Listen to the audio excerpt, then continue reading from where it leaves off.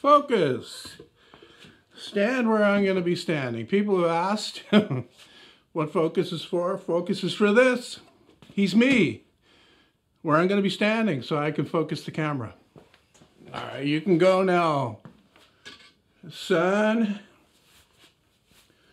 Hey there, Sunday morning. Very snowy Sunday morning, actually.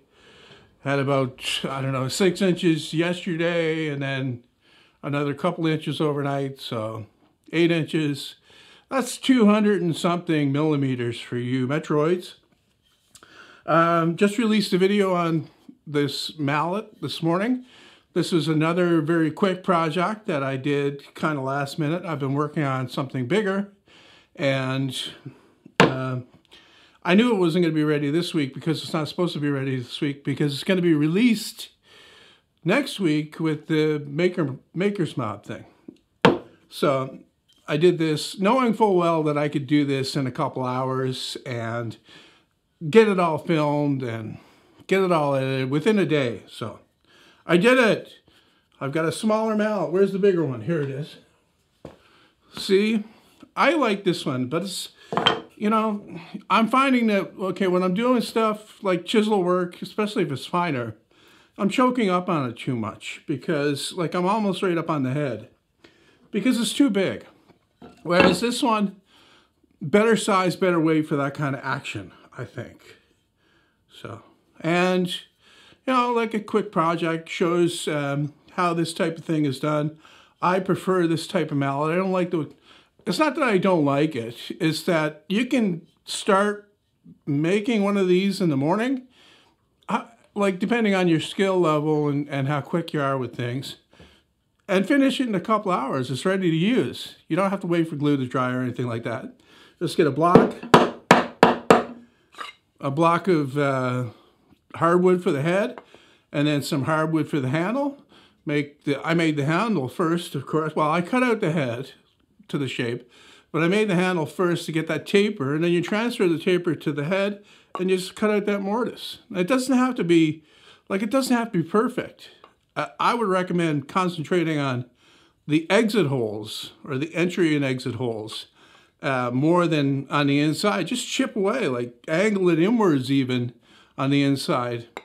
It's better if it's a perfect fit, because then, say, over time, what happens is the handle kind of gets compressed a little bit and it can actually sink in if the inside is cut out too much.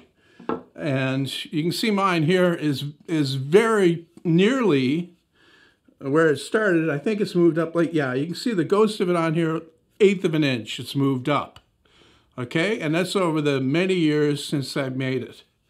So, and I've used it quite a lot, and it's all dented up on the face and beat up. Swallow the gum that I was chewing and talk about what I've got here on my workbench. This is a piece of oak. It's from a board that I was making another project with. I cut this down too while I was at it and planed it down to a uniform 1/2 inch thickness. Just to match the stuff that I was doing, because that would be like a good size. Anyway, so what you see here are 2 patches that have oil on them, except one I did with the scraper. I actually took my homemade scraper and I resharpened it, redid the edge completely, so it's razor sharp. And then the other side is sanded with, first with the random orbit sander, and then by hand. And this is kind of like a reality check for a couple of comments I got on this video where I said that sanding will take you to the next level to get a good finish. However, sanding will take you to the next level. In particular, I wanted to show that there's no visual, like you're seeing with your eyes, there's no visual difference between a surface that's been scraped and one that's sanded. Because one of the comments was that it makes the thing look cloudy, okay? Or reduces the clarity of the finish or something like that. And I mean, you can see here from the pictures that there's no difference between these two. And those pictures were taken basically just after I finished wiping off the finish.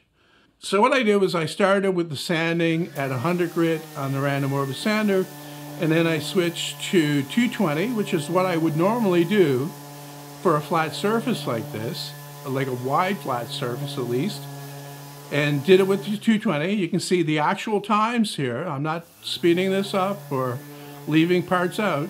And then after that, I always hand sand with 220 as well. And as you can see, that I didn't do that for a long time either.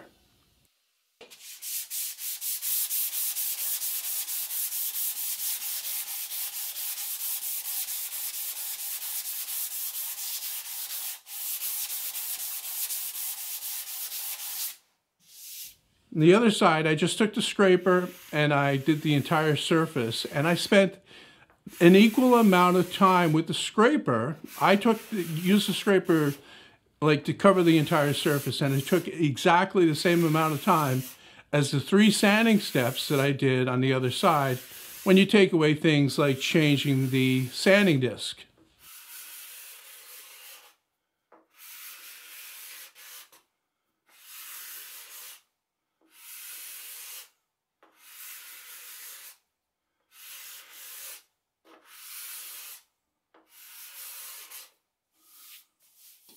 And because I had some tung oil that I was using on the mallet, I used that as the finish, and I coated both sides with the brush and let it sink in. And immediately I could see that it wasn't sinking in as well on the side that was scraped. It was more or less sitting on the surface, whereas the side that was sanded, it was sinking in much better.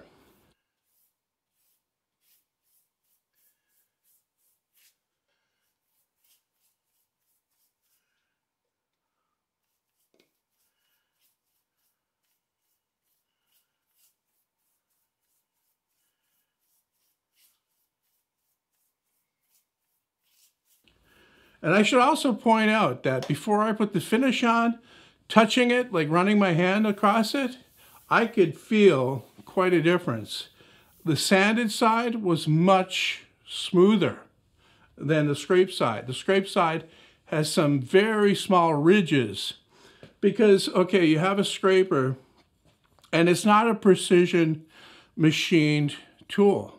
When you roll that edge, you might have little, nicks or something in there that will cause ridges in your work, and that's exactly what I have here. So I let the oil sink in about 15 minutes, and then I wiped it off with a clean paper towel for each one, and I can see that more came off of the scrape side. And then a few minutes later, I took that picture that shows the appearance. So I didn't do this to prove anything to myself. I did this to maybe encourage people to try it themselves, because that's what you really need to do. You need to do the same tests at home. You don't even have to put finish on. You can just do it to the sanding, up to the grit that I recommend, the 220, and scrape the other side and compare the two with your fingers, and you'll see the difference. You'll see that this actually is a next level of smoothness. The last thing I want to talk about here is my workshop in this corner right here. Now, this has always been a problem. This end of the shop has always been a problem. If you can remember when I first came here, there's a garage door there, and that was left alone. And then eventually I think I painted it, and then eventually I took it out altogether and I covered the wall in, and that's drywall back. No, it's actually OSB back there now. Like the opening is still from the outside. I can put a garage door in at some point in the future if I want to, but for now this is staying like that. And I built that cabinet over there mainly for the compressor, and then it has storage above. The compressor's no longer in there. The compressor's in the shed. But okay, look at all this mess that's gathered over here in the corner. And plus I have the lathe and the jointer here with a drop cloth draped over the jointer, or the lathe, I mean, to keep the dust off it. But that, okay, to keep the dust off it to make it look good, but this on its own looks like crap. So I've been thinking about building a wall, okay? It's not to keep anybody out, all right? It's gonna be, I'm thinking right about here. And it's not gonna be the full length. It'll just be like over to here. And I'm thinking that it should actually be on casters, like one-way casters, so it only rolls side to side, so that I can roll it over this way when I need to open this area to do something on the lathe or on the joiner, mainly for the camera is what I'm thinking, or I can roll it back to close it off and then try to reorganize this area, starting by taking down this cabinet that's in the corner here, because I really don't have any. Okay, it's not really a good use for the space. The bottom is filled with junk that I just threw in there that I wouldn't be able to pull out. Like if I had to look for a single thing, I wouldn't be able to pull it out. I have to take everything out. And then I'd have to move all this junk that's here out of the way to do that. And I'm thinking the air cleaner and the cabinet underneath can stay there, except the space that I have there, which is kind of like a countertop, is not useful because it's just collecting, you know, junk. So I was thinking of building a unit to go inside there with more storage inside, like proper storage. And that brings me to an idea that I've had for some time, and that's to go through the entire shop and kind of make a plan, like go through everything that's currently in the shop and say, how could this be stored more efficiently and take up less space and be more convenient to use? Because my shop is not that big. It's 26 feet long and it's 13 feet wide. This is a shop I'm keeping. I'm not, you know, building a new shop. I'm not going to another place where a bigger one exists. This is where I'm staying. I have to work with what I have. And in the past, I've, you know, been kind of leveling up with the storage and stuff. I've done some really good things here, but the only way you know for certain if the really good things are effective is to build them and try them for a certain amount of time. And that way you'll be able to like weed out the things that are of no value or don't work. You know, everything's a good idea when you're thinking about it. It's only when you put it into practice that you run into the limitations. Captain's log, stardate 23.9, rounded off to the nearest decimal point. We've traveled back in time to save an ancient species from total annihilation. So far, no signs of aquatic life, but I'm going to find it. If I have to tear this universe another black hole, I'm going to find it.